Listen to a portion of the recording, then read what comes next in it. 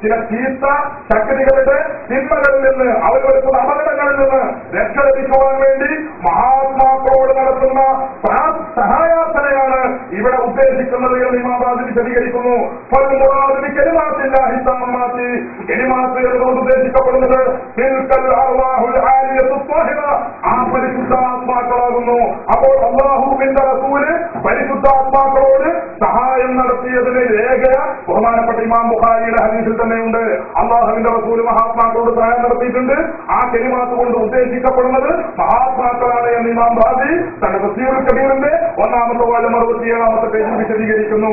മറ്റൊന്ന് സൂചിപ്പിച്ചിട്ടുള്ളത് ഇദ്ദേഹം പറയുകയുണ്ടായി, ആയത്തിനെ സംബന്ധിച്ചൊന്നും പരാമർശിക്കാത്തതുകൊണ്ട് വിശദീകരിക്കാത്തതുകൊണ്ട് ഞാൻ അങ്ങോട്ട് പോകുന്നില്ല. ആയത്ത് തത്വത്തിൽ അംഗീകരിച്ചതായി ഞാൻ വിശ്വസിക്കുകയാണ്. രണ്ടാമത് നബി സല്ലല്ലാഹു അലൈഹി വസല്ലം ചോദിച്ചുവെന്ന് നബി സല്ലല്ലാഹു അലൈഹി വസല്ലം ചോദിച്ചത് ഇമാം ബുഖാരിയുടെ ഹദീസിനെ അനുസരിച്ചു. ഒന്നുകൂടി ഞാൻ പറയട്ടെ, വിശുദ്ധ ഖുർആനിൽ ഖുർആൻ പണ്ഡിതന്മാരുടെ പിന്തുണയോടെ ഒരു കാര്യം സ്ഥിരപ്പെട്ടു കഴിഞ്ഞാൽ അത് പിന്നെ റസൂൽ ചെയ്തോളണം എന്നില്ല. എവിടെയാണ് സുഹൃത്തെ അങ്ങനെ പറഞ്ഞിട്ടുള്ളത്? ഇസ്ലാമിൽ ഒരു കാര്യം സ്ഥിരപ്പെട്ടു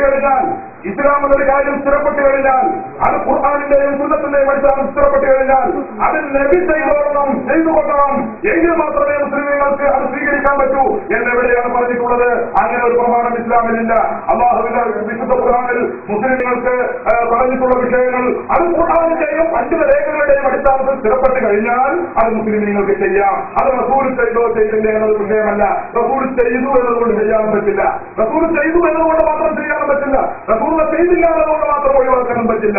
റസൂൽ ചെയ്തു എന്നതുകൊണ്ട് 9 ഭാര്യ വരെ റസൂൽ കല്യാണം കഴിച്ചിട്ടുണ്ട്. എന്നാൽ നമുക്ക് അനുസരിച്ച് 9 ഭാര്യമാരെ കല്യാണം കഴിക്കാൻ പറ്റുമോ? അല്ലെങ്കിൽ അതിലധികം ഭാര്യമാരെ കല്യാണം കഴിക്കാൻ പറ്റുമോ? പറ്റില്ല. അല്ലാഹുവിന്റെ റസൂൽ ചെയ്യാത്ത ചില കാര്യങ്ങളുണ്ട്. വിശുദ്ധ ഖുർആനിന്റെ പരിപൂർണമായ ക്രോഡീകരണം ബഹുമാനപ്പെട്ട ഉസ്മാൻ ഇബ്നു അഫ്ഫാനല്ലേ ചെയ്തത്, ബഹുമാനപ്പെട്ട സിദ്ദീഖ് അക്ബറല്ലേ ചെയ്തത്, ഉമർ ഫാറൂഖ് അല്ലേ ചെയ്തത്. അങ്ങനെയുള്ള റസൂലുള്ളാഹിയുടെ കാലത്തല്ലേ അതൊക്കെ സംഭവിച്ചിട്ടുള്ളത്. എന്നിട്ട് നമ്മൾ അല്ലാഹുവിന്റെ റസൂൽ ചെയ്തിട്ടില്ല എന്ന് പറഞ്ഞ് അതിന് ചെയ്യാതിരിക്കുന്നുണ്ടോ? അപ്പോൾ ഖുർആൻ ക്രോഡീകരണം നമ്മൾ അംഗീകരിക്കുന്നു, റസൂൽ ചെയ്തിട്ടില്ല. ഖുർആനിന്റെ സമ്പൂർണ്ണമായ ക്രോഡീകരണം നബി ചെയ്തിട്ടില്ല, പക്ഷെ നമ്മൾ അംഗീകരിക്കുന്നുണ്ട്. റസൂൽ 9 ഭാര്യമാരെ കല്യാണം കഴിച്ചു, അല്ലെങ്കിൽ അധികം കഴിച്ചു, നമ്മൾ അങ്ങനെ ചെയ്യുന്നില്ല. നമ്മൾ 4 ഭാര്യമാരെ പരമാവധി വെച്ചുള്ളൂ. അപ്പോ ചെയ്തു എന്നതുകൊണ്ട് ചെയ്യാനോ ചെയ്തില്ല എന്നതുകൊണ്ട് ഒഴിവാക്കാനോ ഇസ്ലാമിൽ യാതൊരു വകുപ്പുമില്ല. അപ്പൊ നബി സല്ലല്ലാഹു അലൈഹി വസല്ലം നമ്മൾ ഖുർആനിൽ വിഷയം തെളിഞ്ഞിട്ടുണ്ട്, അല്ലാഹുവിന്റെ റസൂൽ ചെയ്യുകയും ചെയ്തിട്ടുണ്ട്. ഇമാം ബുഖാരിയാണ് ഞാൻ നേരത്തെ ഉദ്ധരിച്ചത്. പിന്നെ മറ്റൊന്ന് സൂചിപ്പിച്ചത് ആരോ ചെയ്ത ഒരു സംഭവം, ആരോ പറഞ്ഞ ഒരു സംഭവം. ആരെക്കുറിച്ചാണ് ഈ പറയുന്നത്?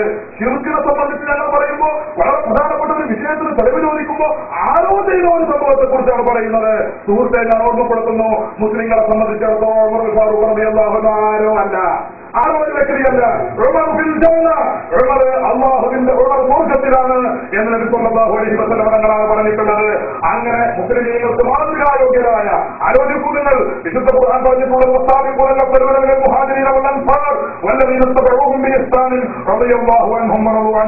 ഈ മുഹാജിറുകളിൽപ്പെട്ട മഹാനാണ് ബഹുമാനപ്പെട്ട ഉമർ ഫാറൂഖ് റളിയല്ലാഹു അൻഹു.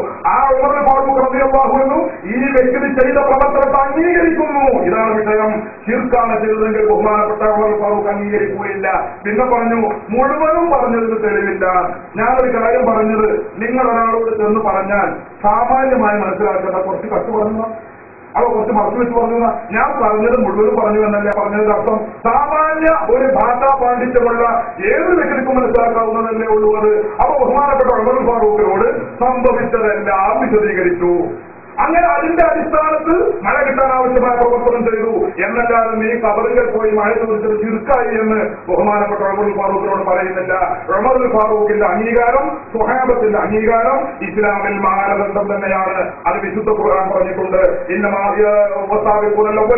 എന്ന് പറയുന്ന ആയത്തിലും അതുപോലെയുള്ള സമാനമായ മറ്റ് ആയത്തുകളിലും മഹാന്മാരുടെ അല്ലെങ്കിൽ സ്വഹാബത്തിന്റെ പ്രവർത്തനം മുസ്ലിമീങ്ങളെ സംബന്ധിച്ചിടത്തോളം മാതൃക തന്നെയാണ്. ഉമർ ഫാറൂഖ് മുസ്ലിമീങ്ങളെ സംബന്ധിച്ചിടത്തോളം ആരോ ഒരു വ്യക്തിയല്ല, ഏതോ ഒരു വ്യക്തിയല്ല. പിന്നെയോ ഉമർ സ്വർഗ്ഗത്തിലാണ് എന്ന് റസൂലുള്ളാഹി പറഞ്ഞ വ്യക്തിയാണ് എന്ന് ഓർമ്മപ്പെടുത്തുന്നു. ശിർക്ക് ചെയ്യുന്ന, ശിർക്കിന് അംഗീകാരം കൊടുക്കുന്നവർ സ്വർഗ്ഗത്തിലാണ് എന്ന് റസൂലുള്ളാഹി പറയില്ല.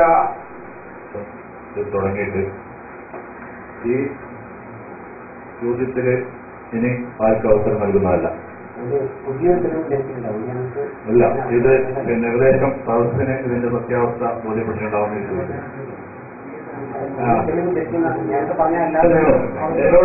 ഒരു സദസ്സിന് മിക്കവാറും ഒരു ധാരണ എത്തി എന്നുള്ളതാണ് എല്ലാവരും മുഖം അറിയുന്നത്. അതുകൊണ്ട് തൽക്കാലം പ്രതീക്ഷ അവസാനിപ്പിക്കാം. പിന്നെയും അപ്പോൾ ആ പ്രാവശ്യം കൊടുക്കേണ്ട ഒരു സമയം എന്റെ മുന്നിൽ നീ വാക്ക് പോകുന്നുണ്ട്. അപ്പൊ വേണമെങ്കിൽ മൂന്നാമത്തെ ചോദ്യം ഒന്ന് ചോദിച്ചു വെച്ചിട്ട് വേണ്ട. അവൾ കഴിഞ്ഞ് വന്ന് രണ്ടാമത്